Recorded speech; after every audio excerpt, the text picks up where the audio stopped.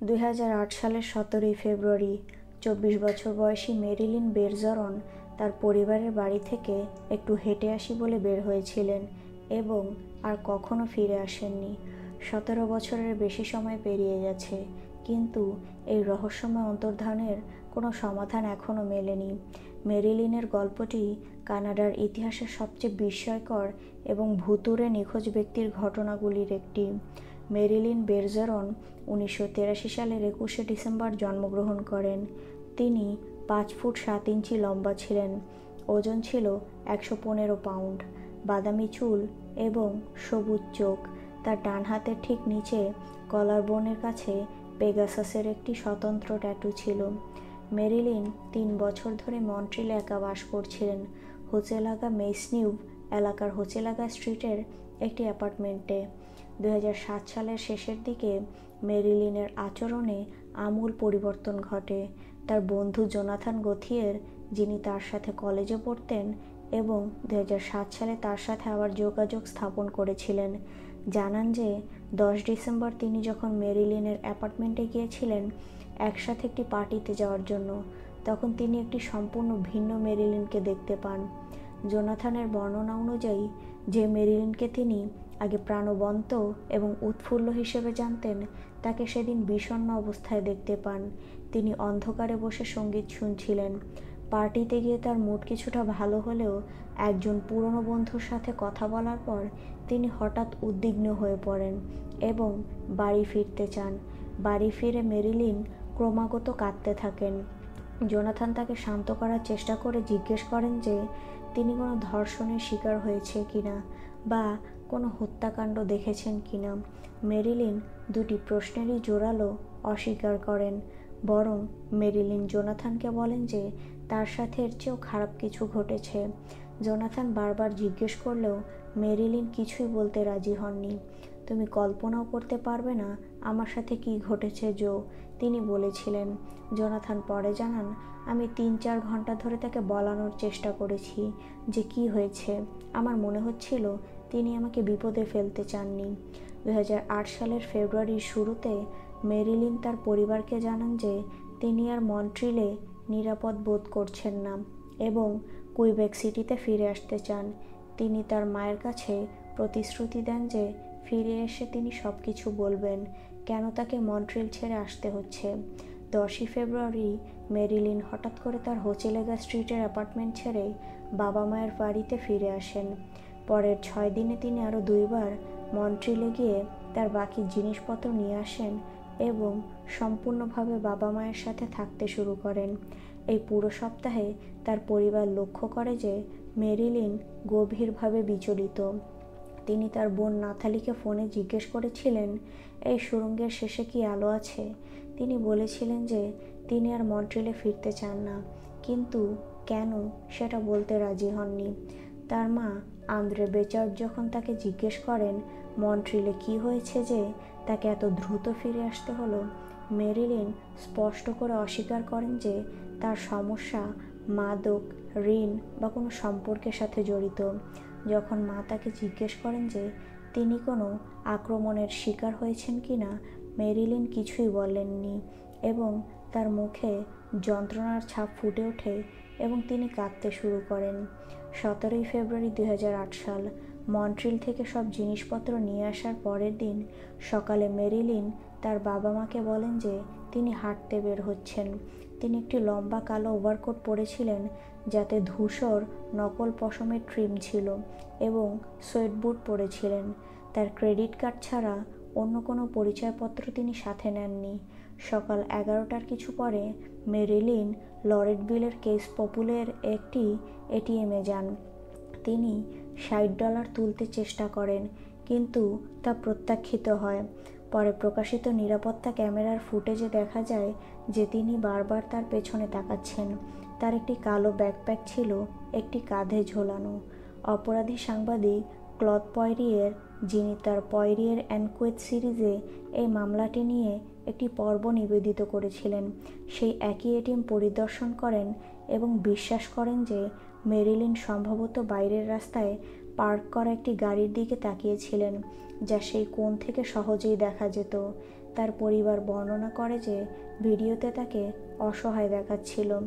বিকেল 4:03 Marilyn Saint রোমুয়াল্ডের একটি cafe ডেপোতে একটি কফি কেনেন, যা তার বাবা মায়ের বাড়ি থেকে 20 কিলোমিটার দক্ষিণে সেন্ট লরেন্স নদীর দক্ষিণ পাড়ে অবস্থিত।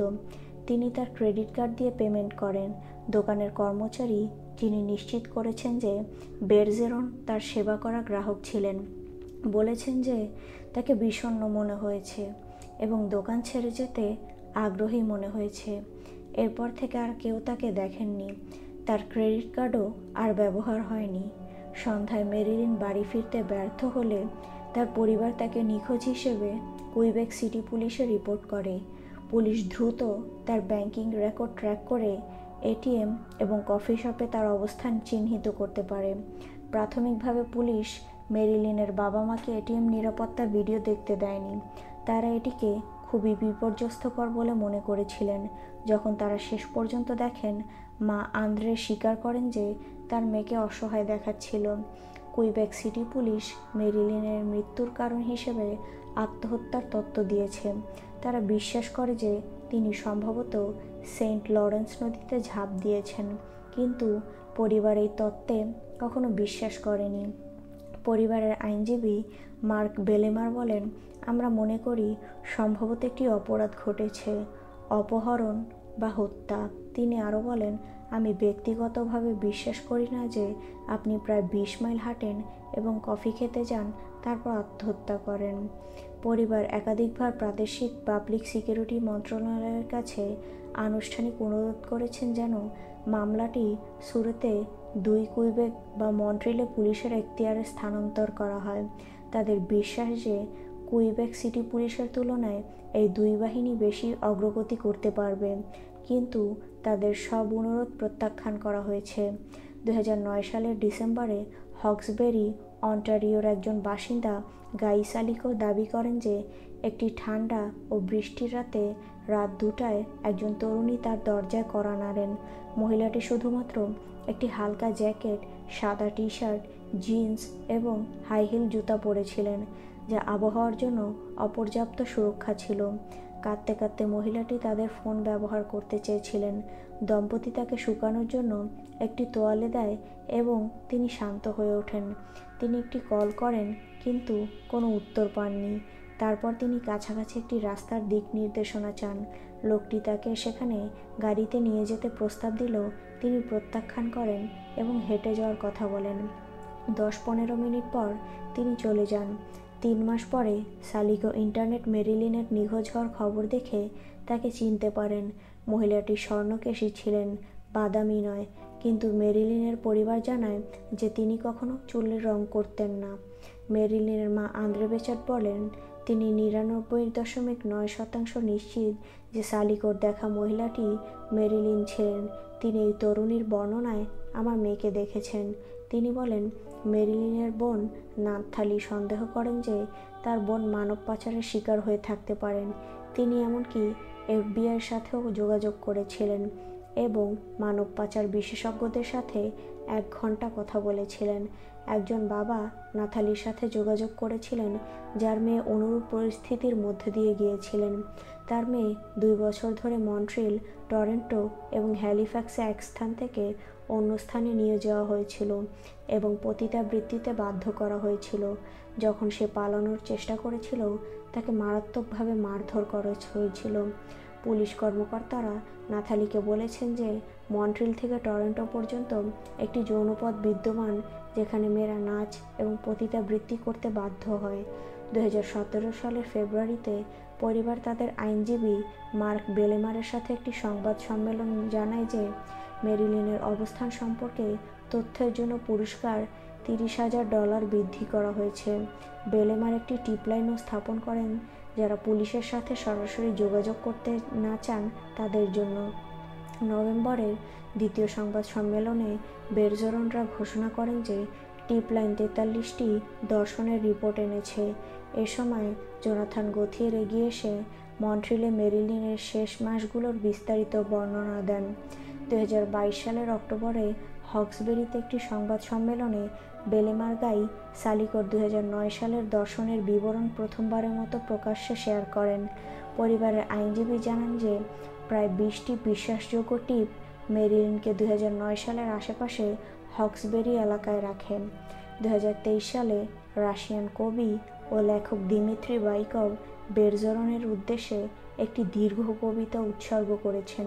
2 বছর আগে কুইবেক সিটি পুলিশের একটি নতুন দল মামলাটি হাতে নিয়েছেন এবং একেবারে শুরু থেকে সবকিছু পুনর্বিবেচনা করছেন। পরিবার অন্টারিওর পুলিশ বাহিনীর সাথেও যোগাযোগ রেখেছে। নতুন চোখ এবং নতুন কৌশলের সাহায্যে তারা আশা করেন যে অবশেষে তারা কিছু উত্তর পেতে পারেন। মেরিলিন বেরজরনের গল্পটি একটি হৃদয়বিদারক রহস্য, যা 17 বছর ধরে তার পরিবার এবং তদন্তকারীদের তাড়িত করে চলেছে। মন্ট্রিলে যা ঘটেছিল তা এতটাই ভয়ঙ্কর ছিল যে তিনি এটিকে ধর্ষণ বা হত্যাকাণ্ড দেখার চেয়েও খারাপ বলে বর্ণনা করেছিলেন, কিন্তু কখনো বিস্তারিত বলেননি। তার বন্ধু জোনাথনকে বলা শেষ কথাগুলি আজও সমানভাবে বিস্ময়কর।